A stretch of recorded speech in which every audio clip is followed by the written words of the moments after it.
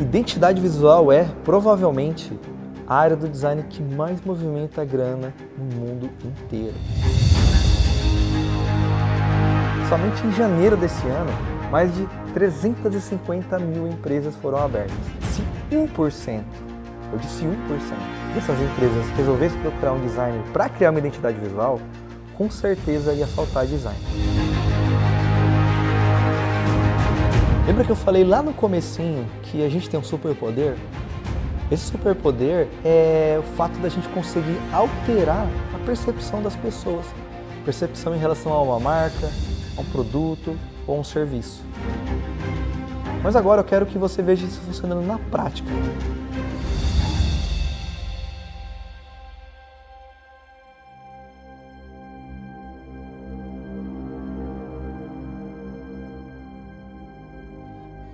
Sejam bem-vindos ao episódio 2 da nossa jornada.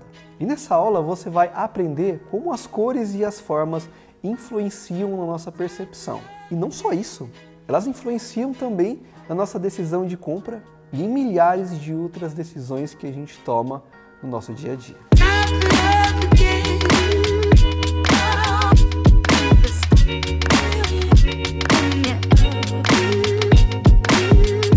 Você já parou para pensar por que alguns logos são quadrados, outros são redondos, alguns usam cores claras, outros usam cores escuras? Você já parou para pensar como que isso mexe no nosso subconsciente? As maiores marcas do mundo trabalham com profissionais super experientes que dominam muito a arte de mexer com as nossas percepções, com os nossos sentimentos. E até o final dessa aula você também vai dominar essas técnicas. Mas por que você precisa dominar essas técnicas? Porque um designer respeitado e bem pago é aquele que toma decisões conscientes e não baseado em achismos. Deixa eu te fazer uma pergunta. Você tem muitas alterações no seu trabalho? Você já parou para pensar por que elas ocorrem? Vou te dar uma dica. Quando você toma decisões conscientes, você consegue embasar e justificar o seu trabalho. Fazendo isso, você evita alterações que muitas vezes são influenciadas pelo próprio gosto pessoal do cliente. E a gente não pode deixar o gosto pessoal do cliente ultrapassar o nosso conhecimento.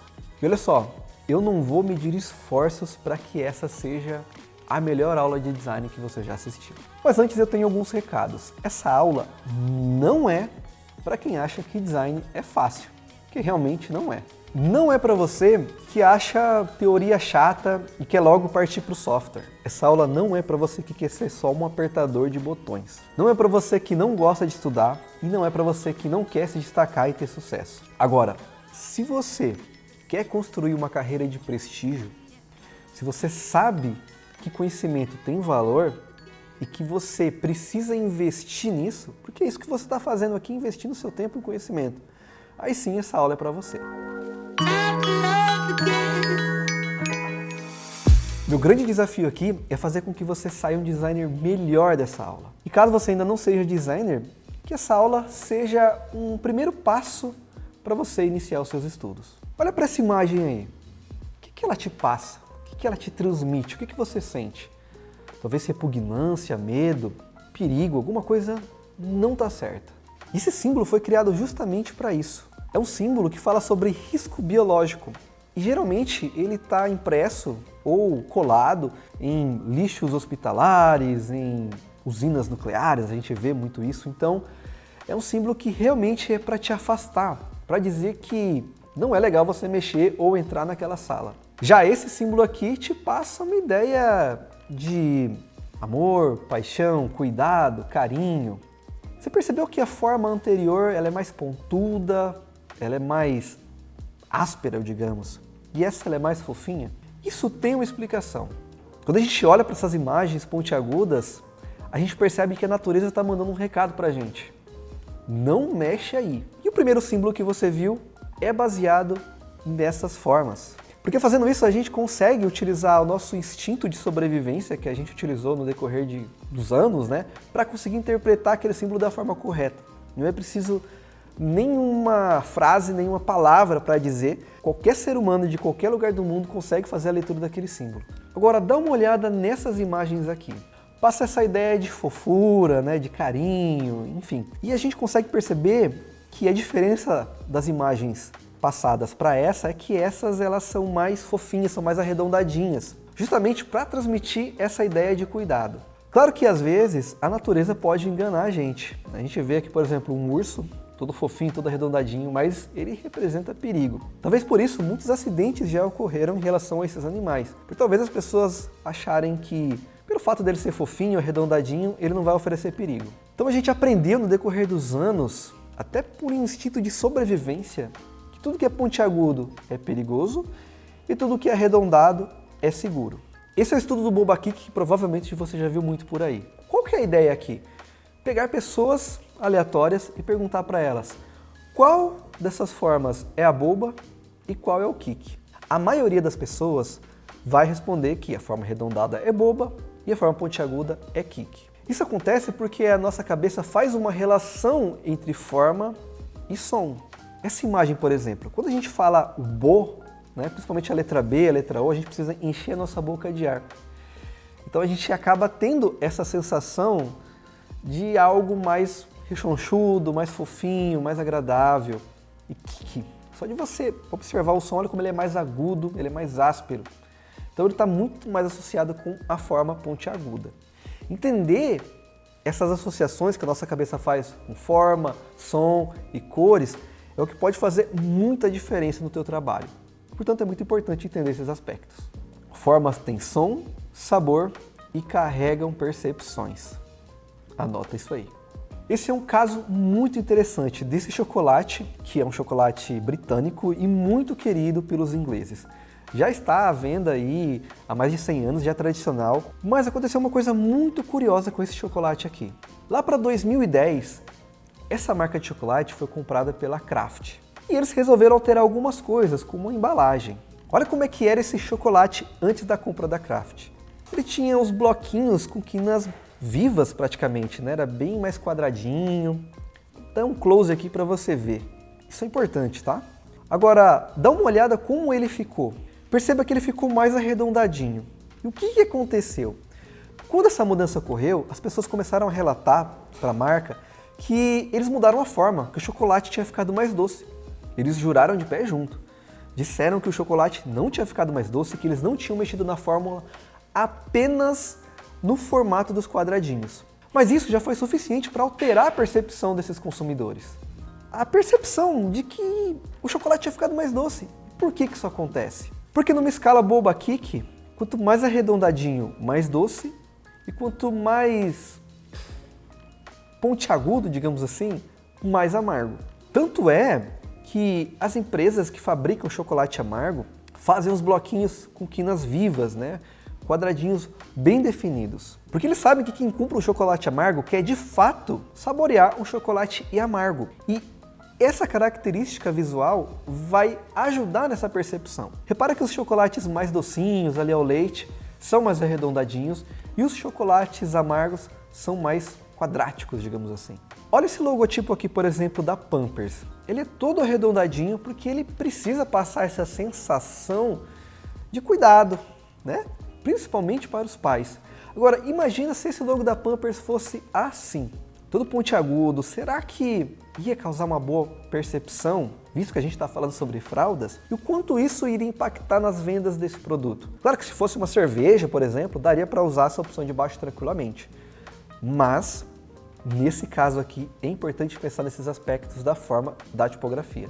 Se você já assistiu Dexter, você já deve ter visto esse logo, né? Ele tem essa pontinha que sobe ali e isso diz muito sobre a série, principalmente sobre o personagem. Uma outra característica desse logo é que ele é vermelho. A gente vai falar um pouquinho sobre cores daqui a pouquinho. Agora, olha essa imagem. Olha como esse palhaço é assustador.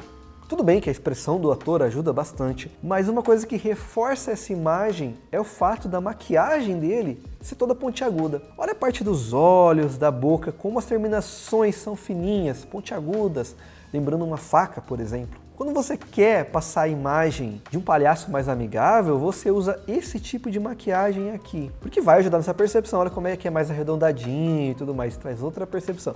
Claro, como eu falei, a forma, isoladamente, ela não é tudo. né? Mas ela ajuda nessa percepção. A expressão, textura. A gente está vendo ali a imagem de Joker que tem um fundo mais escuro, mais pesado. A gente vai falar sobre isso daqui a pouquinho também. Ajuda nessa percepção. Mas a gente percebe que quando a gente tem esse conjunto, a imagem e o sentimento é transmitida para a gente de uma forma muito mais eficaz. Quer ver uma área que domina muito esse assunto? As animações, principalmente da Disney. Olha só essa imagem, uma personagem com terminações todas pontiagudas. O que a gente percebe quando a gente olha de cara? Que ela é uma vilã.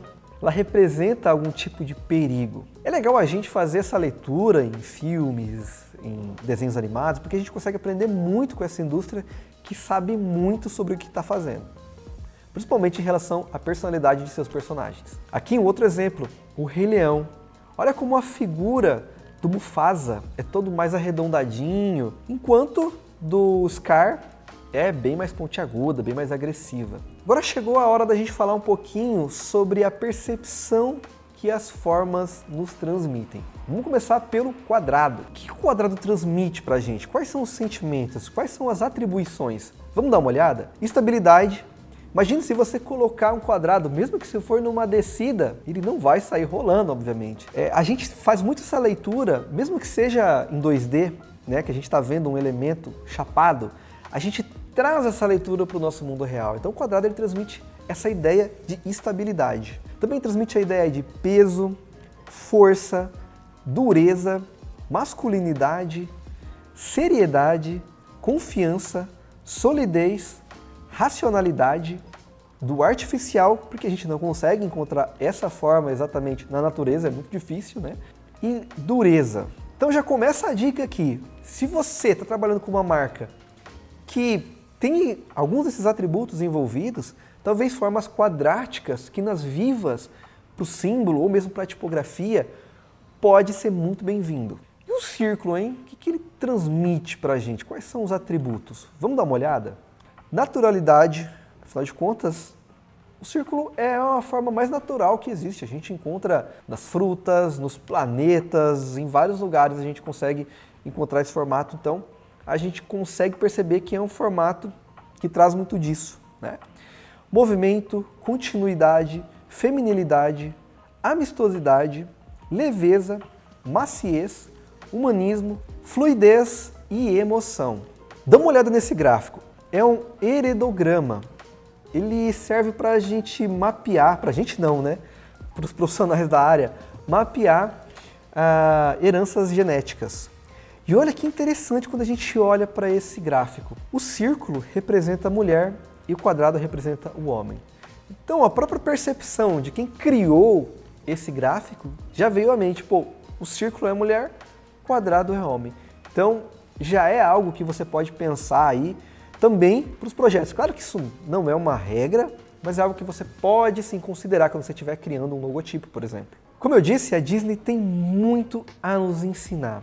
Olha, por exemplo, essa imagem do filme Up, Altas Aventuras. Percebe que a imagem está dividida ao meio. Do lado esquerdo a gente tem o Frederiksen, que é um personagem mais marrento, reclamão, sério.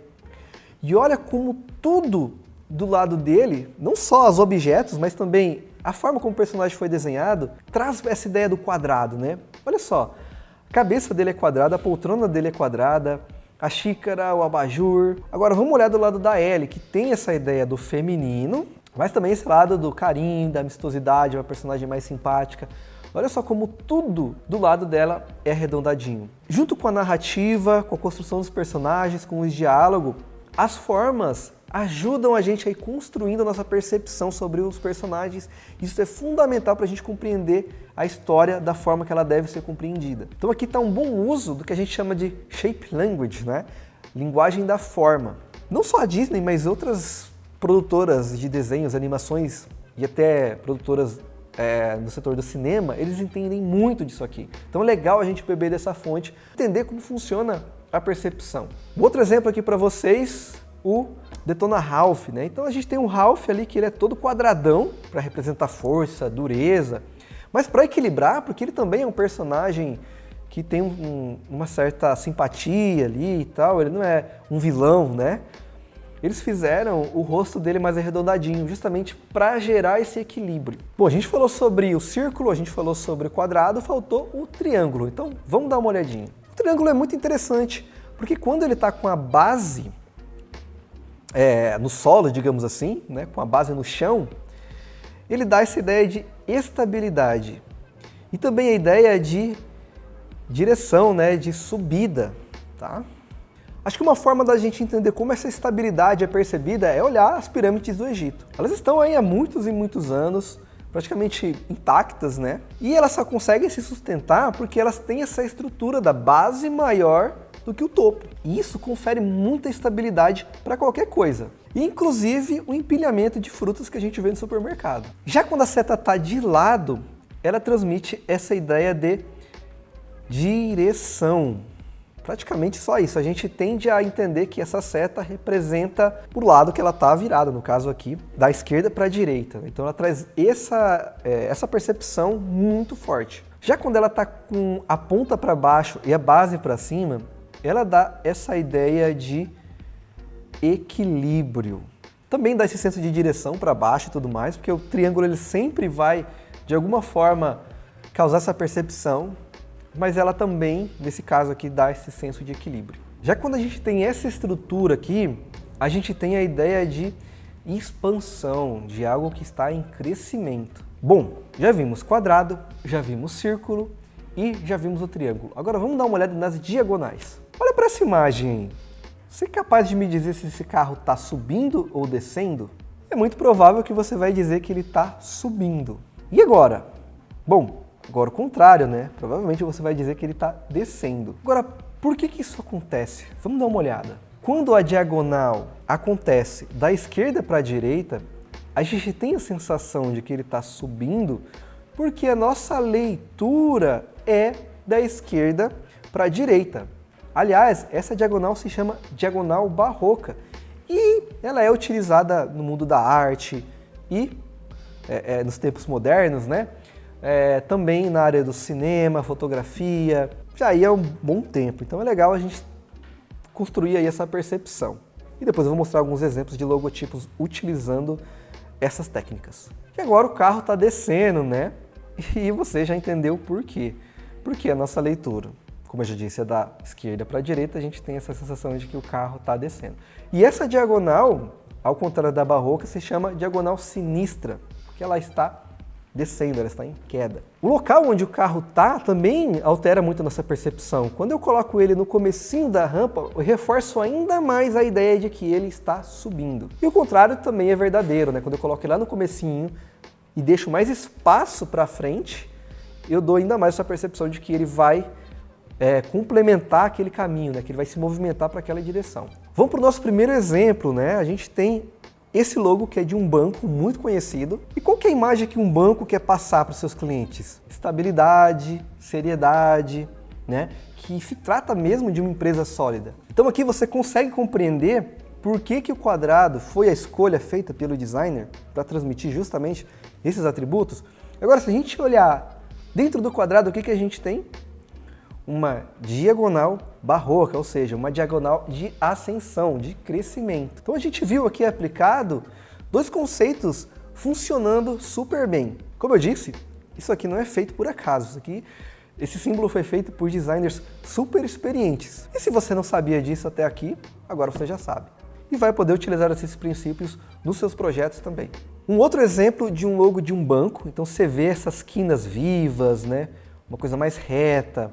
E também tem ali a presença do quadrado.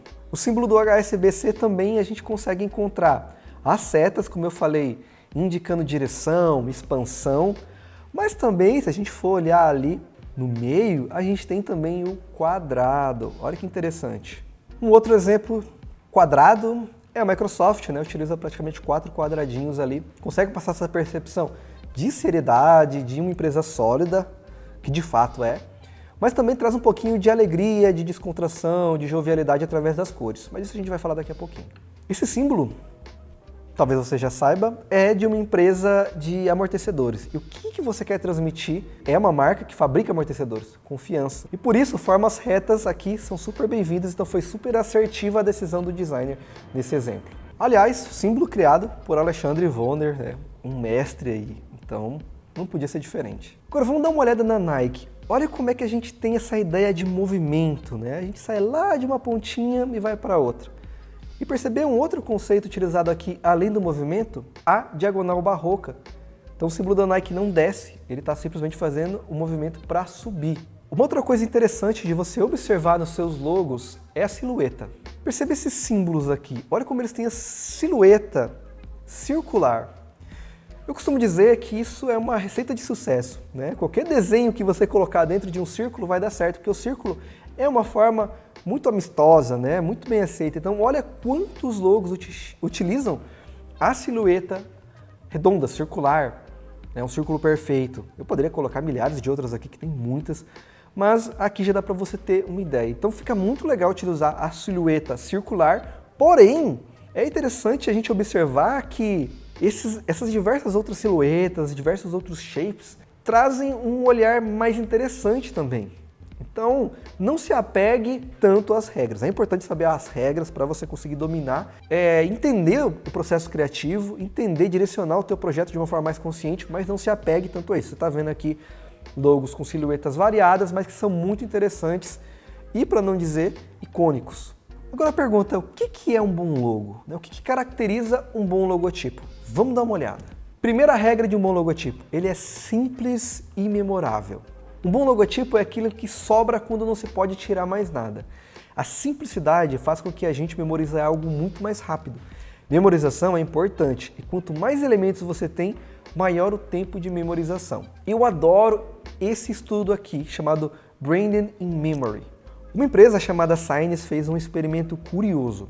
Eles pegaram 150 norte-americanos e pediram para eles desenharem 10 logotipos famosos com a maior precisão que eles conseguissem, sem nenhuma referência visual para seguir. Simplesmente botaram os caras ali, uma folha na frente deles, lápis de cor, e falou, tó, desenha aí, sem ter nenhuma referência, sem olhar para o logo de fato. O resultado disso, galera, é muito interessante. Vamos dar uma olhada. Essas são umas referências. Então eles pegaram logos desde os mais simples até alguns mais complexos. E qual foi o resultado? Vamos dar uma olhada. O que ficou em primeiro lugar foi o logo da IKEA. 30% de precisão, né? 30% das pessoas desenharam um logo com bastante precisão, com bastante confiança. Em segundo lugar vem a Target com 25% de acerto e 9% de excesso de confiança. Então as pessoas estavam muito confiantes naquilo que elas estavam fazendo. Em terceiro lugar, a Apple, com 20% de acerto e 10% de confiança, 10 pontos de confiança. As pessoas estavam realmente muito confiantes ao fazer aquele desenho. O que a gente percebe aqui? Que os logos mais simples são mais fáceis de memorizar.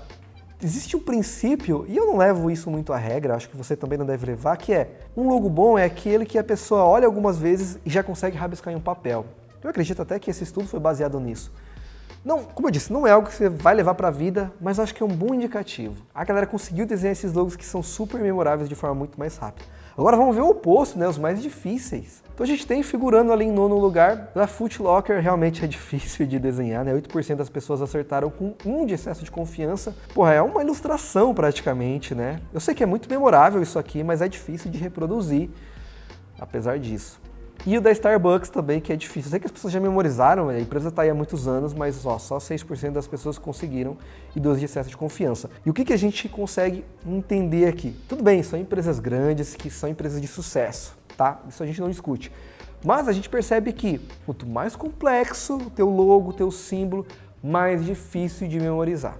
Isso é um fato. Lembrando que simplicidade não é mediocridade. Trabalhar com formas comuns pode fazer você criar sem querer logos iguais a centenas que já existem por aí. Então cuidado para ficar usando formas simples, tipo, vou fazer um logo para o meu cliente, o logo vai ser um círculo ou um semicírculo. Meu, quantos logos já não existem utilizando um círculo puro? Enfim, tenta deixar o teu shape, a tua forma mais interessante. Trabalha nela mais para que ela fique o mais distintiva possível. A gente sabe que hoje, né, com essa explosão visual que a gente tem, é muito difícil criar algo novo, mas entender que se você for partir por uma simplicidade que vai para a mediocridade, a chance de você fazer algo comum, ordinário, medíocre, é grande. Então trabalha mais, faz mais vezes, faz mais rascunhos, né? Experimenta mais para criar algo de certa forma, original. Segunda característica de um bom logo: poucas cores. Não vai ficar pintando, né, fazer um carnaval no teu logo. Claro que existem exceções, tá? A gente viu esse teste, por exemplo, que o logo da Starbucks, apesar da galera ter errado muito, praticamente ninguém errou as cores. Teve um ou outro ali que errou, mas todo mundo acertou a cor, né? A grande maioria. Isso é muito facilitado, né? Ajudou o fato do logo do Starbucks ter praticamente uma cor só, que é o verde. Como eu falei, há exceções, como o caso da Microsoft aqui, porque uma empresa como a Microsoft tem muitos produtos. Tem produtos softwares, tem produtos físicos. Então, quando você tem uma empresa que tem uma ampla gama de produtos, muito diversificada, talvez seja muito interessante que você tenha mais cores. Hoje eu vejo uma tendência para mais cores nas marcas. Então, há 20 anos atrás, a gente era muito mais conservador em relação a isso. A gente escolhia 2, 3 cores para uma marca. Hoje a gente já está abrindo mais esse leque, justamente para ter uma paleta de cor ao invés de uma cor só dominando a parada. Até porque a oportunidade de se criar memorização através de uma cor era cada vez mais escassa. Então a gente acaba tendo mais liberdade para escolher mais cores. E você pode escolher uma cor que vai predominar na marca, uma ou duas cores, e criar uma paleta de cor de apoio, que aí pode ter mais cores para ser trabalhada. Isso é muito bem-vindo e muito utilizado em identidade visual. Terceira característica de um bom logo: versatilidade. Um bom logo é versátil. Um bom símbolo deve ser versátil, ou seja, deve ser criado visando a possibilidade de ser aplicado de diversas maneiras, em diversas superfícies, sem que seu sentido seja prejudicado. Não adianta nada você criar um símbolo sofisticado, cheio de sombras, brilhos e gradientes, e aí, quando for utilizar em uma cor, um carimbo, por exemplo, ele perde sentido ou legibilidade. Uma coisa muito importante de você pensar. Aqui tem, por exemplo, o logo do Instagram. Olha como ele é versátil. Ele funciona com gradiente, funciona bem, aplicado em fundos mais complexos ali, mas ele funciona também branco com preto, ele funciona em branco com preto e outras cores, então acaba sendo um símbolo mais versátil que utiliza ali os princípios básicos do design. Quarto bom princípio de um bom logotipo, ele precisa transmitir a sensação desejada e aumentar as chances de atingir o público-alvo de maneira eficiente. Ser apropriado tanto em forma quanto em conceito. E também um logo precisa ser atemporal, né? Logotipos como Nike, Coca, Shell, Nintendo e muitas outras passaram por pouca ou nenhuma mudança nos últimos 40 anos. E para criar algo atemporal, a primeira coisa que você precisa fugir é de tendências. Então sabe essas tendências que vêm e vão?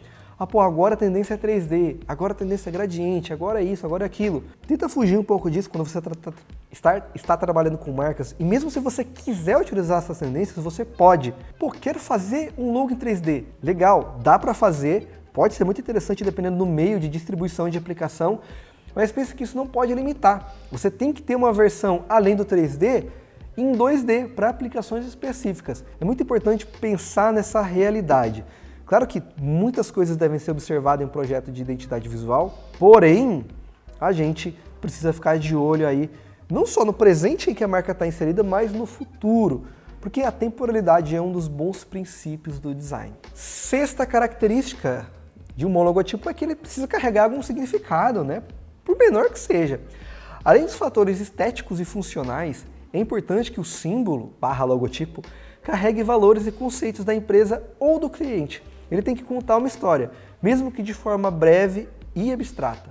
Resumo das características de um bom logo: precisa ser simples e memorável, poucas cores, versátil, adequado, atemporal e carregar significados. Agora vamos falar um pouquinho sobre tipos de símbolos, né? Existem vários tipos de símbolo, basicamente 4, né? Eu categorizei em 4, claro que há uma mescla deles ali, mas para a gente organizar e ficar mais fácil para vocês compreenderem, eu dividi em 4. Figurativo, figurativo simbólico, abstrato e combinativo. Vamos falar sobre o figurativo. O que é o figurativo? São símbolos que podem ser facilmente identificados. O espectador não precisa utilizar metáforas ou símbolo para compreender. Quais são as desvantagens? Limita a atuação da empresa e é pouco original. Olha para esse símbolo aqui da Todo Dia, preço baixo perto de você. Qual que é a vantagem aqui? Eu consigo identificar que é um supermercado. Qual que é a desvantagem? Eu vou colocar ele no meio de um balaio de todos os supermercados que utilizam um carrinho no logotipo. É sem graça, é previsível, não tem originalidade. Para o supermercado talvez pode funcionar. Clichês são bem-vindos em alguns segmentos, Mas é importante você, como designer, pensar que na maioria dos seus trabalhos você vai ter que ser mais original que isso. Então, usar carrinho de supermercado, né? Um ícone de um carrinho ali no logo, para supermercado é uma coisa meio caída. Dá uma olhada nesse logo de uma hamburgueria. É um desenho de um hambúrguer. Quantas hamburguerias não tem o desenho de um hambúrguer no logotipo? Qual a diferenciação disso? Como que essa empresa vai se posicionar bem no mercado? Não tem como.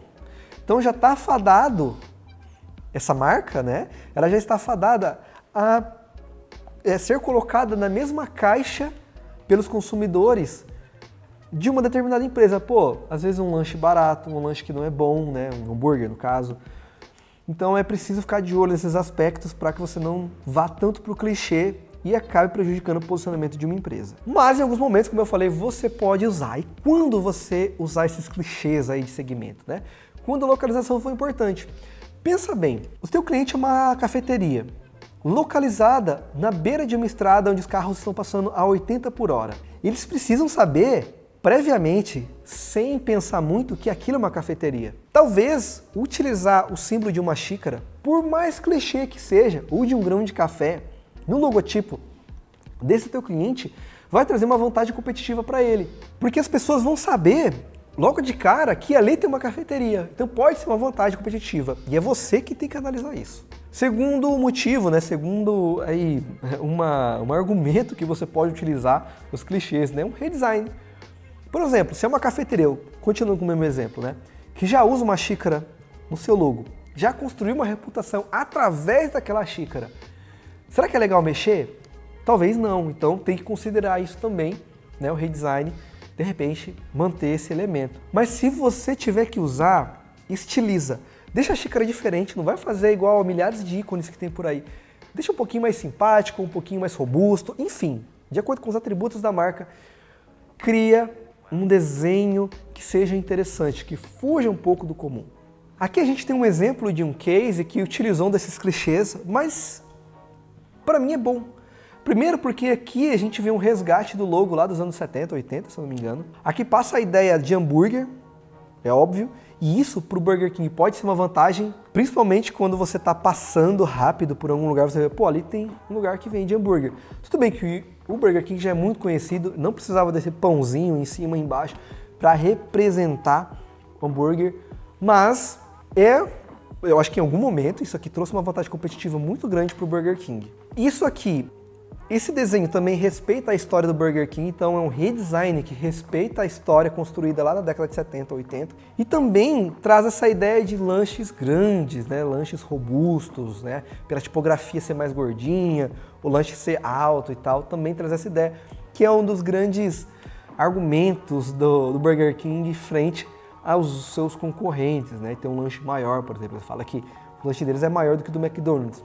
Eu não sei, talvez seja, mas é a imagem que eles querem transmitir. Aqui tem um outro exemplo onde usar uma imagem, né, um símbolo figurativo que representa, a gente consegue ver que é uma bola de tênis passando bem rápido, é uma boa decisão, né, porque precisa comunicar que é um torneio de tênis. Só que olha como está estilizado, né? Olha como é que é uma bola de tênis, mas não é só uma bola de tênis dizendo, é uma bola de tênis em alta velocidade. Eu acho isso aqui demais, esse símbolo, ele é simples, ele é memorável. Carrega todos os princípios do bom design e consegue comunicar a ideia. Então, tá vendo como você pode ser clichê de uma forma diferente, usar elementos figurativos, mas de uma forma um pouco mais original? Agora a gente vai falar do símbolo figurativo simbólico, que é quando o elemento representa um objeto de forma objetiva, mas que não possui qualquer relação com a área de atuação da empresa.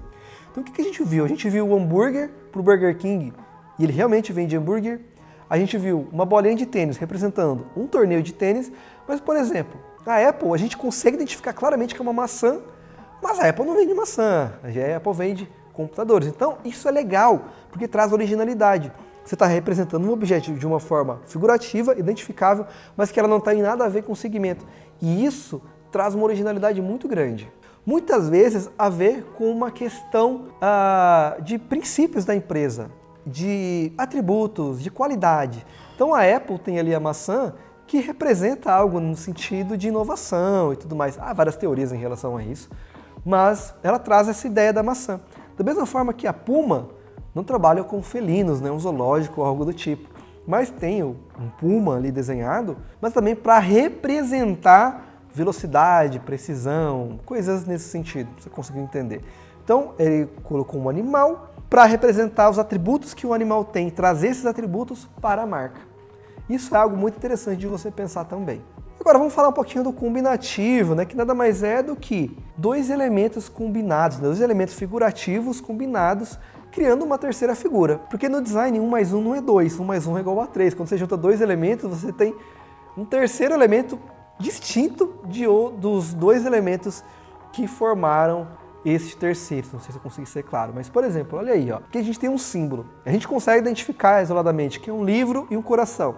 Talvez de primeiro você não conseguiu, mas enfim. Mas ele é um terceiro elemento que acaba sendo um símbolo. A gente criou isso aqui, esse símbolo no estúdio, para representar uma marca de marketing digital, de uma empresa que trabalha com marketing digital, que não queria símbolos clichês do segmento, como megafone, alvo e coisas do tipo. Então a gente criou, claro, baseado em outros atributos da marca também. Tá? Então esse é um símbolo combinativo, que foi desenhado dois elementos e combinados para dar origem a um terceiro. Isso é muito legal de você utilizar também, tá? E agora tem o símbolo abstrato, que esse aqui é meu preferido, tá?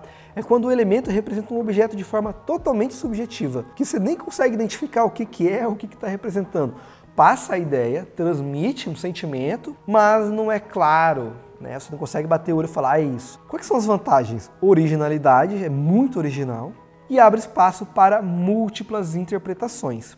E também não limita a área de atuação da empresa. Como você viu no figurativo, você limita muito uma empresa. Então, por exemplo, o Burger King sempre vai vender comida. Se eles quiserem lançar uma marca no mercado, eles vão ter que criar uma nova marca, que não vai poder se apropriar de toda a construção, de todo o prestígio que o Burger King construiu ao longo dos anos. Simplesmente porque o símbolo deles é um hambúrguer. Não dá para você vender roupa com o símbolo de um hambúrguer, né? Não vai se criar uma cultura de moda em relação a isso. Diferente da Coca-Cola. A Coca-Cola não tem nada no logo dela que remete a refrigerante. Isso permite a Coca-Cola entrar no mercado da moda, por exemplo, entrar no mercado do lifestyle, de culturas que vão além do refrigerante. Então, se de alguma forma teu cliente sinalizou no briefing que futuramente eles querem se tornar outra coisa, eles querem abrir o mercado, é interessante você pensar em um símbolo abstrato. Fuja do figurativo, que vai ser sucesso. E você pode usar isso como justificativo para o teu cliente. E na apresentação ele vai pensar, caramba, esse designer pensa em tudo. Mas o símbolo abstrato, ele requer alguns cuidados. Vamos lá. Ele pode abrir margem para a interpretação negativa, então é importante você ficar ligado. Por exemplo, às vezes você está fazendo um símbolo abstrato ali e começou a perceber que está parecendo com uma suástica. Péssimo, né? Então é importante o símbolo abstrato ele pode causar isso, ficar esperto para que ele não pareça uma outra coisa que pode até mesmo trazer intenções negativas. Aqui um exemplo de um símbolo abstrato, de novo da COFAP, porque eu gosto muito dele, tá? Simples, é esse. E olha só, você não consegue perceber o que é, do que está falando, parece formas fazendo assim, né? Alguma coisa do tipo, não sei, que tem a ver com amortecedor, tem a ver com amortecimento e tal, mas não é muito claro, ele é bem abstrato. Eu acho que isso é o que torna ele muito legal. Da Nike, de novo, né, símbolo abstrato. E aqui vou deixar uma grande lição desse mestre, né? O símbolo, no caso, de uma indústria, não deve se comprometer com um só produto, pois pode mais tarde se diversificar e o signo tornar-se obsoleto. Pois a todo momento a tecnologia está mudando e, por exemplo, um perfil de um parafuso antigo usado no logotipo pode induzir a pensar que é uma firma antiquada. Então está aí a mensagem do nosso grande mestre Alexander Vonner, que eu assino embaixo, quem sou eu para discordar dele. Mas se você pega um objeto específico de uma empresa para fazer o logo dela, também é péssimo. Imagina se o logo da Apple fosse um Macintosh. Como que a Apple hoje entra na indústria de celulares, smartphones, né? Tocadores de MP3, enfim, esses outros mercados que a Apple já está se metendo aí, né? Fica difícil, então pensa muito nisso. A maioria dos designers, quando estão começando, ou quando não estudaram muito, quando não assistiram uma aula, como essa que eu estou produzindo aqui para vocês, tendem a pensar no óbvio, tendem a criar hambúrguer, hamburgueria, hambúrguer, supermercado, carrinho de supermercado. E a gente vê um monte de logo parecido por aí, então cuidado com isso, né? Mas eu sei que você está aqui assistindo essa aula, você vai começar a aplicar tudo que você aprendeu no seu trabalho e não vai cair nessa cilada. E aqui fica a lição dessa aula para você, ó. Melhor ter um símbolo que não signifique nada do que um símbolo figurativo que pode limitar a área de atuação da empresa e colocá-la no mesmo grau de outras empresas do segmento. Então assim, às vezes você vai criar um símbolo que você não consegue nem explicar o significado dele para o teu cliente. É legal ter um significado, como eu disse, mas ainda assim é melhor não ter um significado e ser distintivo, ser diferente. Agora vamos começar a falar sobre marcas e cores. Olha como a cor é importante para a marca, né? A gente está vendo a embalagem de maisena, o que salta aos olhos é uma caixinha amarela com a letra preta. Vamos resumir, uma caixinha amarela. Tanto é que quando as empresas querem copiar a maisena, eles não copiam a letra ou a forma da letra ou algo do tipo, eles copiam a cor. Tudo bem que aqui estão copiando até a letra preta ali e tal, mas olha como é que a cor é pregnante. Então eles tentam geralmente imitar a cor. Essa aqui passou um pouco do limite, né? Mas enfim. E aí vem as marcas que se diferenciam no mercado. Olha a Suco do Bem, por exemplo, trazendo um outro tipo de leitura para a caixa de suco, que geralmente tem mais ou menos a mesma cor, traz foto de fruta, daquele suco caindo no copo, que é clichê. Eles trouxeram ali ilustrações super coloridas, trazendo uma ideia ali bem nos 90, de repente, uma coisa mais neon. E dessa forma eles conseguem se destacar no mercado. E o asset principal aqui que foi utilizado para proporcionar essa diferenciação foi a cor. Então olha como a cor é bastante importante em processo, em projeto, né, de identidade visual. Um outro exemplo de marca que conseguiu construir o teu posicionamento e ser aí, construir uma reputação no mercado foi a Nubank através da cor. Olha que interessante. Existia uma época em que os cartões, né, os bancos eram preto, dourado, tinha o Itaú que era um pouco mais colorido, mas geralmente os bancos eram mais sóbrios. Ninguém nunca pensou em criar um banco roxo. O Nubank foi lá e criou e se destacou no mercado. Tanto é que eles são conhecidos como os roxinhos, né? Coca-Cola também, vermelho e branco, super pregnante. Um exemplo de uma marca também que se destaca pela cor. O Itaú é muito legal porque não só a marca dele e as cores hoje é muito pregnante e eles utilizam nas fachadas, mas também nos vídeos. Olha essa peça publicitária, por exemplo, o tratamento de imagem que ela tem, meio laranja ali, traz um azulzinho, né? Tem aqui também esse case de publicidade que vocês devem conhecer.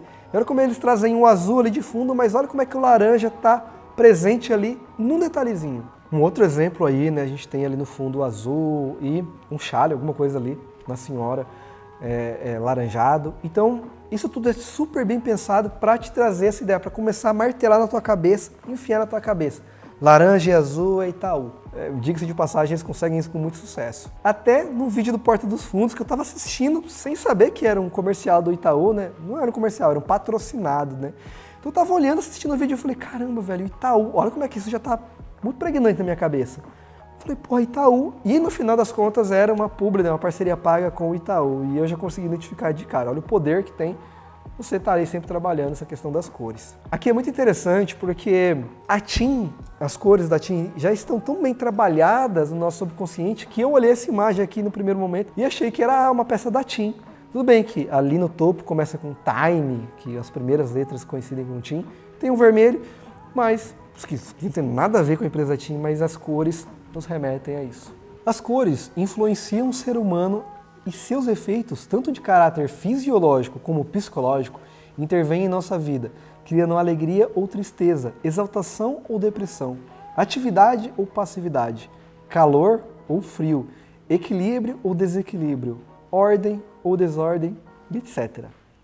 As cores podem produzir impressões, sensações e reflexos sensoriais de grande importância, porque cada uma delas tem uma vibração determinada em nossos sentidos e pode atuar como estimulante ou perturbador da emoção, na consciência e em nossos impulsos e desejos. A cor de uma apresentação, embalagem, rótulo, logotipo, deve estar de acordo com o caráter e a qualidade do conteúdo, conceito, e deve ser ajustada com os requerimentos psicológicos e culturais do público a que se destina. Apesar de a maior parte das pessoas não ter consciência disso, tampouco de carga simbólica da cor, todos nós, quando nos deparamos com cores positivas e bem combinadas, reagimos favoravelmente e nos deixamos levar pela atração que elas exercem sobre os nossos sentidos. É evidente que, na força comunicativa da imagem, o que predomina é o impacto exercido pela cor. Nem a captação instantânea da forma do objeto pode produzir o impacto emocional que nos é proporcionado pela cor. Então, olha como a cor pode influenciar na nossa percepção, nas nossas emoções, na forma como a gente se sente. A forma, ela produz, como eu acabei de falar, uma captação instantânea, muito mais rápida do que a forma, né? A cor, a gente consegue fazer a leitura de uma cor muito mais rápido do que consegue fazer de uma forma. E isso é muito importante que você saiba, porque esse conhecimento é intrínseco ao poder de criação de um designer. E vamos lá, né? Vermelho não é só amor. Eu sei que vocês estão muito acostumados a ver os efeitos psicológicos das cores, cores e sentimentos, o que o vermelho traz, o que o verde traz. Isso é muito legal, muito positivo. Na maioria das vezes vocês vão encontrar leituras muito válidas, mas a gente tem que entender que cor isoladamente é só uma cor. A gente tem vários outros aspectos sobre uma cor que a gente deve considerar. Então esquece um pouco, né, desse negócio de vermelho é amor, verde é natureza, esperança, enfim. E vamos um pouquinho além. Porém, a gente tem que partir de algum lugar. Então vamos partir dessas descrições que a gente acha facilmente aí na internet, né? O que é o verde? Vamos lá. A cor verde significa esperança, liberdade, saúde e vitalidade. Simboliza a natureza, dinheiro e juventude. Então vamos dar uma olhada nisso, como isso se aplica na realidade de marcas, identidade visual, enfim. Então aqui a gente tem o verde usado no contexto de proteção à natureza, sustentabilidade e saúde. Aqui a gente tem o verde aplicado, né, sendo utilizado para transmitir a ideia de tecnologia e inovação. Aqui a gente tem o verde sendo utilizado para transmitir a ideia de refrescância. Aqui o verde no sentido de prosperidade, dinheiro. E aqui o verde para representar algo perigoso, veneno. Olha como o verde aqui está combinado com o preto, para justamente trazer esse peso. Então só o verde aqui talvez não seria capaz de transmitir essa sensação. Mas o preto, né, combinado com o preto, traz essa ideia. Por isso que a cor isoladamente ela não é um fator decisivo. Só o verde. Pô, combinado com outras cores você vai ter um outro sentido. Então, quais são os fatores que influenciam na nossa percepção? O contexto, combinação, forma, textura e brilho. E também a proporção. O vermelho, por exemplo, né? O vermelho, claro, ele significa paixão, energia, excitação, é uma cor quente. Está associado ao poder, à guerra, ao perigo e à violência. Então vamos dar uma olhada no vermelho, que muita gente associa ao amor, à paixão, enfim, em um contexto um pouco diferente. E olha que aqui está combinado com o branco, né? Não é nem o preto. Então por mais que seja ali, a gente tem uma presença do branco muito forte, o vermelho combinado com a textura e as formas nos traz uma outra intenção. Essa imagem, por exemplo, a gente tem o formato do coração, a gente tem a forma da tipografia, tudo isso traz uma ideia, um sentimento pra gente muito positivo nesse caso aqui. Mudando um pouco esse contexto, vamos manter o vermelho, mas mudar todos os outros elementos dessa imagem. Outra parada, né? Então, aqui a gente consegue perceber que só a cor não é suficiente. Inclusive, o vermelho e o preto está muito associado à violência, à morte e tudo mais. Uma pessoa que sabe muito disso é o Quentin Tarantino, que ele utiliza não só nas suas cenas, na direção de fotografia, o vermelho e o preto, mas também na capa dos filmes. Olha só que é muito pregnante, né, o vermelho e o preto nos filmes do Tarantino. Que, como vocês já devem saber, são filmes que em sua maioria, trata sobre violência, em algum momento vai ter alguma cena violenta ali. Se você assistiu Breaking Bad, você deve ter visto a última cena onde o Walter White pega uma chave. Eu não vou dar spoiler aqui, mas essa chave é preta e vermelha. E isso tem muito significado nessa cena. Aqui o vermelho no sentido de realmente trazer a ideia do amor, paixão, enfim, alguma coisa, a gente pode dizer, mais sensual. Claro que tem todo um contexto aqui que o vermelho traz muito disso. Mas se essas flores fossem, por exemplo, roxas ou amarelas, não traria nem perto desse sentimento que a gente tem, dessa sensação, dessa leitura visual. Então o vermelho ajuda a trazer muito disso. Que o vermelho sendo aplicado no sentido de aviso. Tem uma coisa aqui que você precisa ler. Aqui no sentido de atenção, né? Advertência. Então o vermelho também pode trazer essa ideia. Aqui no sentido de urgência, muito ligado à saúde também. E aqui olha como a textura influencia, né? Olha só, A gente tem um chão vermelho e ele tem esse reflexo, né? Ele é brilhoso. Olha como dá uma sensação ruim. Se esse chão fosse opaco, mesmo sendo vermelho, não traria essa sensação que a gente está tendo aqui. Mas como é um chão todo brilhoso ali e tal, a gente acaba tendo essa percepção. Olha que interessante, né? Não é só a cor, a textura, o brilho também interferem nessa percepção. Agora vamos falar um pouquinho sobre intensidade da cor. Aqui o vermelho, sua máxima saturação, traz essa ideia pra gente, né? Aqui já traz uma outra ideia, mais fechado, mais maduro. E aqui com o rosa, né, no caso é o vermelho, com a adição de branco que resulta no rosa, traz uma outra sensação também. Então não é só ser o vermelho, é o vermelho com mais todos os outros contextos, com forma e com intensidade e saturação. Tudo isso vai alterar a nossa percepção. E de novo, é muito importante que você saiba disso. Olha só, lado a lado, como cada um tem suas próprias características, apesar de se tratar da mesma cor, da mesma matiz pelo menos, né? A proporção também influencia, então a gente tem aqui vermelho sobre o fundo branco, é mais claro, é mais leve. Aqui a gente já tem o branco sobre o fundo vermelho, que traz um peso maior para a imagem também. Então, só essa alteração ali já influencia muito, né? 3 fatores essenciais sobre cor que você deve ficar de olho. Percepção. Se faça a seguinte pergunta: as cores escolhidas transmitem a percepção desejada? A cor tem a ver com o segmento? Aqui está um exemplo da Camila Farani, que é uma das investidoras lá do Shark Tank, que ela conta que ela abriu um restaurante, um shopping para vender comida natural, né? Comida fit, digamos. Só que, por ela ter escolhido cores, e aí ela interferiu no trabalho do designer, né? Por ela ter escolhido cores com tons e matizes que não remetiam a esse segmento, ela acabou evitando que as pessoas entrassem lá. Depois ela foi mapear isso e descobriu que o problema era a cor, e aí ela fez uma modificação e conseguiu salvar o negócio dela. Mas até aí ela já tinha perdido 280 mil reais. Agora eu te pergunto, quantos negócios fecham por conta do design? Ou por conta do designer não saber criar um projeto adequado?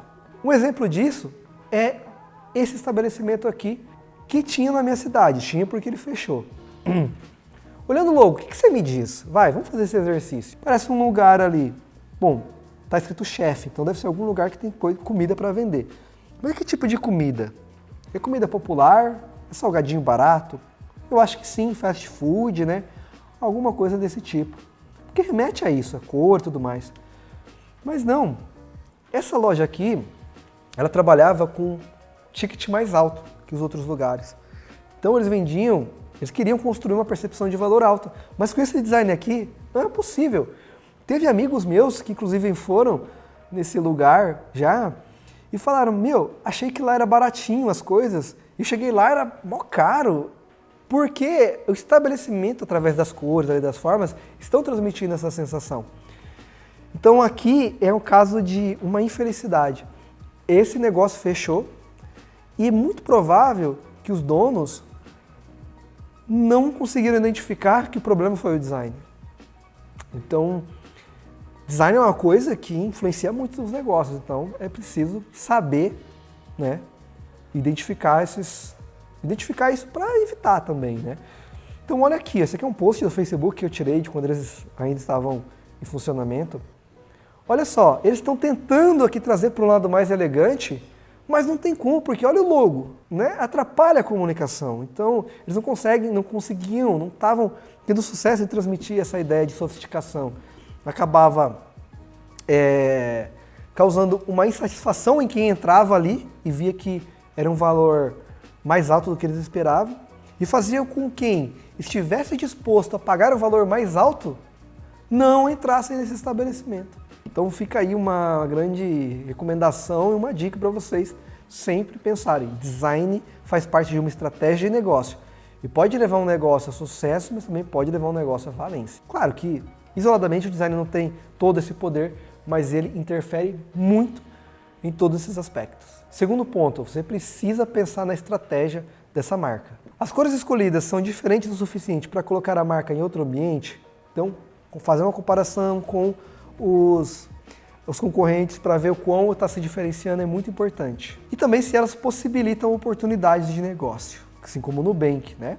A gente viu aqui que a cor foi uma das coisas, não digo que a mais importante, mas foi tão importante quanto outros elementos dentro das decisões de negócio dessa empresa.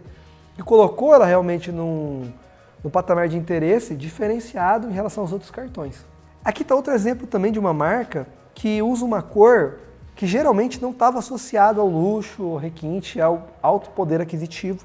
E eles conseguiram construir isso através de um trabalho de marca intensivo, através da manipulação das outras formas. Ou seja, eu tenho aqui um laranja saturado, que me traz a ideia, que pode me trazer a ideia de um produto mais popular ou algo do tipo, mas os outros elementos, como a tipografia e o desenho ali do logo, me traz a ideia de requinte, sofisticação. Então, dá para trabalhar esses fatores que, quando você junta tudo, as cores, a forma, a tipografia, você consegue ter um novo conjunto e passar a transmitir percepções novas, mesmo que utilize cores que, pensando a partir da psicologia das cores, não iriam transmitir aquela ideia, entendeu? Então, às vezes a psicologia das cores e a forma como a gente interpreta as cores não é tudo. Aqui um exemplo de um case que a gente criou, né, que a gente fez aqui no estúdio, que era uma marca de semijoias que usava esse tom de rosa clarinho, e ela já estava reclamando disso. Pô, todas as outras marcas estão indo para esse tom, eu já não estou conseguindo me diferenciar. O que a gente fez? Trouxe uma nova cor para a empresa dela. Então a gente, começando a trabalhar com esse azul e com o dourado, se distanciou dos concorrentes dela e conseguiu colocar essa empresa em um outro grau. Conseguiu colocar a marca em uma outra caixa, na memória e, por que não dizer, no coração do consumidor. Terceira coisa que você tem que considerar na hora da escolha das cores é o público, né? Há algum ruído possível com o público destino da marca? Há algum fator social ou histórico que deve ser considerado? Imagina que você está criando uma identidade visual para uma loja de artigos esportivos e você escolhe a cor verde. Qual a chance de um corintiano entrar nessa loja? Zero, porque a gente sabe que culturalmente, quem é corintiano, eles são muito fiéis, assim, e eles não vão entrar, eles não gostam de verde e tal, tem uma rivalidade muito grande ali com o Palmeiras, né? Então, por exemplo, a loja do Palmeiras é toda verde, provavelmente o corintiano não passa nem na frente aqui, então o aspecto cultural, social é muito importante. Um outro exemplo muito relevante, né, que acho que vai exemplificar bem para vocês o que eu estou falando, é o Festival de Parintins. Porque lá tem uma rivalidade muito grande, né? Caprichoso. Um representa o azul, uma é representada pelo azul, outra é representada pelo vermelho. E as marcas, quando vai para lá patrocinar, eles têm que mudar as cores, né? Então, olha aqui, por exemplo, a Coca-Cola e a Brahma, que a gente conhece ali pela latinha vermelha e tal. Quando eles entram naquele ambiente, eles têm que se transformar. Então, essa é uma coisa que a gente precisa pensar. Se você for criar uma marca onde você sabe que o público já tem uma sensação, um sentimento, até cultural, em relação a uma determinada cor, um sentimento negativo, você evita de usar essa cor, entendeu? Por isso que o briefing é importante e vai evitar com que você tenha alteração. Vou compartilhar com vocês um artigo muito interessante que são os estudos de Banz. Uma pesquisa muito consistente feita pelo psicólogo Banz, em 1980, alia o fator idade à preferência que o indivíduo manifesta por determinada cor. Esse estudo pode conduzir a resultados eficazes no campo mercadológico. Ao analisarmos cientificamente as preferências, verificamos que o cristalino do olho vai se tornando amarelo com o decorrer dos anos. Uma criança absorve 10% da luz azul, enquanto um ancião absorve cerca de 57%. Nos primeiros meses, a criança enxerga bem e prefere o vermelho, o amarelo, o verde, no mesmo nível preferencial e depois o azul. Notaremos que o azul vai, na escala de preferência, subindo proporcionalmente à idade do indivíduo. Olha que interessante. Se observarmos os adultos quando efetuam compras para a família, notaremos que os mais idosos preferem comprar produtos contidos em embalagens em que predomina o azul. A preferência, nesse caso, leva vantagem na venda em relação aos produtos com outras cores. Está comprovado que o indivíduo mais jovem prefere cores fortes, o vermelho, por exemplo, e com uma vantagem nas vendas em relação às outras cores. Olha que interessante como a cor influencia, sim, na percepção e, consequentemente, sobre as vendas. Se a gente for parar por olhar os produtos destinados aos mais idosos, a gente vê que eles usam e abusam do azul. Meu objetivo aqui é mudar um pouco a forma como você enxerga o mundo. Você nunca mais vai entrar numa farmácia de novo e ver uma farmácia da mesma forma. Porque, olha só, os produtos mais voltados ali para o público idoso, eles têm uma presença de azul forte, porque eles já sabem, essas empresas encomendam esses estudos, essas pesquisas, ou absorvem, para fazer as embalagens de seus produtos. Então é muito comum a gente ver produtos destinados ao público idoso que tem azul. O público idoso se identifica muito com essa cor e pode sim ser uma vantagem competitiva. Agora vamos falar sobre saturação, brilho e matiz, que é até mais importante do que a própria cor. Na verdade, quando a gente está falando de matiz, a gente está falando sobre cor. Vamos lá, vamos falar para a gente já esclarecer isso, né? As 3 propriedades sobre a cor: matiz, saturação e brilho, que é o famoso HSB. A matiz, o que é matiz, né? É simplesmente a cor. Aqui, por exemplo, eu vou pegar a cor vermelha para fazer o nosso estudo. Então, olha lá, eu peguei a cor vermelha, o vermelho é a minha matiz nesse exemplo aqui, tá? Saturação, o que é saturação? É a intensidade ou pureza da cor. Quanto mais intensa, mais presente. Então, olha aqui o vermelho de novo, né? Que eu peguei para a gente estudar. Quando eu diminuo a saturação, ó, aqui está em 100%. Vamos diminuir 50% da saturação? Olha lá como é que ele fica, ó. Já tem uma outra ideia. Então, olha como saturação altera a nossa percepção. Outra coisa que altera a nossa percepção é o brilho, né? O que é o brilho? É a intensidade de brilho de uma cor, simplesmente isso. Então, a gente tem o vermelho lá, no seu brilho máximo, ele tem essa aparência. Quando a gente diminui e reduz para 50%, olha como ele fica. Então, altera sim a nossa percepção. É muito comum alunos me perguntarem o seguinte: "Pô, Kimura, eu estou criando uma identidade visual para esse determinado segmento. Que cor eu uso?" E eu respondo: não é só o segmento que importa. Quem é o público? E mais importante, pense em saturação e em brilho também, além da cor que você vai escolher. São fatores muito importantes. Para você que não sabe, é possível encontrar o painel HSB lá no Illustrator, no Photoshop. Esse painelzinho aqui chamado Color. Agora a gente vai falar um pouquinho sobre o peso das cores, né? Em experiências realizadas por Worden and Flame, em 1980, foram atribuídos pesos diferentes a objetos iguais, mas cada um desses pintados numa cor: preto, vermelho, púrpura, cinza, azul, verde, amarelo e branco. Colocaram-se a certa distância um do outro os 8 objetos, quase iguais na composição, mas todos do mesmo tamanho, sendo cada um deles de cor diferente. As pessoas presentes foram informadas de que os objetos expostos possuíam um peso que variava entre 3 e 6 quilos. O resultado provou a existência de um peso aparente devido à cor. Entre o preto e o branco colocados nos dois extremos, registrou-se a diferença de 2,5 quilos. Olha que loucura! Na realidade, todos os objetos eram do mesmo peso, 4 quilos. Numa investigação realizada pelo professor Farina, como um anexo ao trabalho sobre preferência de cores, comprovou-se a existência de um peso psicológico. A amostragem nesse estudo envolveu 2.000 pessoas adultas na cidade de São Paulo. Portanto, essa é uma amostragem brasileira. Todos os recipientes tinham o mesmo peso, ou seja, 200 gramas. As pessoas tentavam avaliá-los visualmente, isto é, sem tocar os objetos. 83% disse que o preto tinha 300 gramas, 33% disse que tinha 250, o azul 200, o vermelho 150, o cinza 100, o amarelo 80 e o branco 50 gramas. O que a gente percebe aqui? Cores mais escuras têm mais peso, visualmente falando, fisicamente mesmo. Então o preto ele é bem mais pesado do que o branco. Eu sei que essa sensação já é uma coisa meio que intuitiva de vocês, mas esse cara fez um teste físico e comprovou essa tese. O preto é mais pesado que cores mais leves. Quanto mais escura for uma cor, mais pesado ela é. Agora vamos falar um pouquinho sobre matiz e percepção. Olha só, aqui eu tenho um azul que está com a sua saturação e o brilho no máximo. Então, portanto, é uma cor saturada, com brilho, clara, né, bem nítida. Vamos ver quais as sensações, os sentimentos que essa configuração de cor aqui proporciona. Jovem, extrovertida, vívida, alegre, divertida, vibrante, recreativa, diminui a saturação e eu tenho uma imagem mais delicada, frágil, doce, leve, inocente, romântica e tranquila. Agora vamos mexer no brilho. Eu vou ter um azul sóbrio, né? Vai trazer essa sobriedade e tudo mais, sério, maduro, seguro, estável, dramático, discreto. Olha como eu consigo ter percepções diferentes sobre uma mesma matiz, só alterando ali saturação e brilho. Agora vamos dar uma olhadinha na prática, como isso tudo que eu falei funciona. com projetos que foram criados aqui no estúdio. Esse é um projeto da área educacional, eles possuem cursos preparatórios para alunos de medicina. E olha só que interessante, a gente utilizou retas, mas a gente utilizou quinas levemente arredondadas. Porém, na contraforma, nessa parte interna, tem formas mais orgânicas, mais humanas. Então a gente conseguiu mesclar essa parte que é mais sério, mais duro, com algo mais orgânico.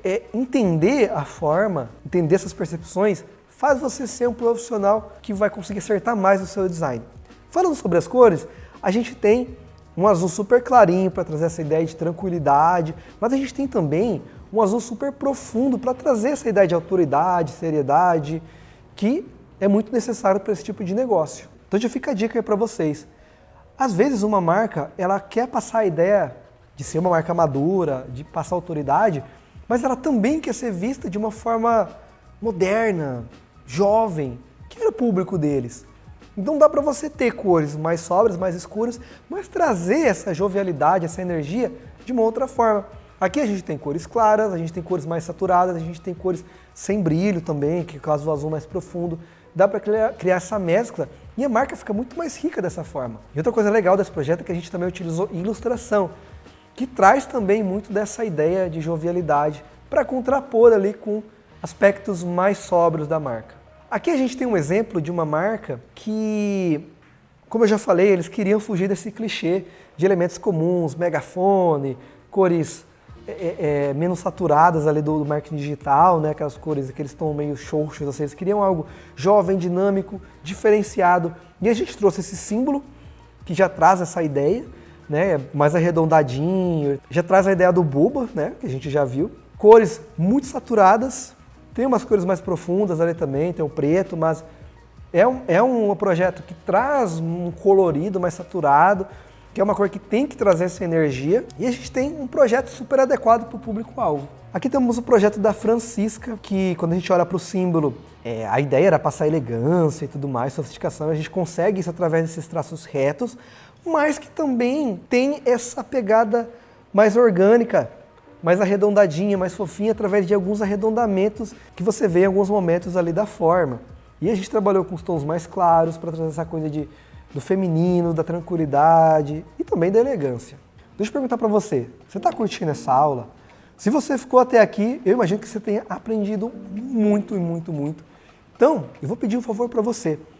Compartilhe essa aula, não só com um amigo designer, mas também com, sei lá, com alguém da sua família que ainda não sabe o que é design, para eles entenderem como o design é importante e olha o trabalhão que dá, olha o tanto de coisa que a gente tem que saber para se tornar um designer. Ao invés de inserir conteúdo sobre tipografia nessa aula, eu decidi colocar um PDF, um e-book que eu fiz falando sobre tipografia. O que cada estilo tipográfico transmite em relação a sentimentos, atributos.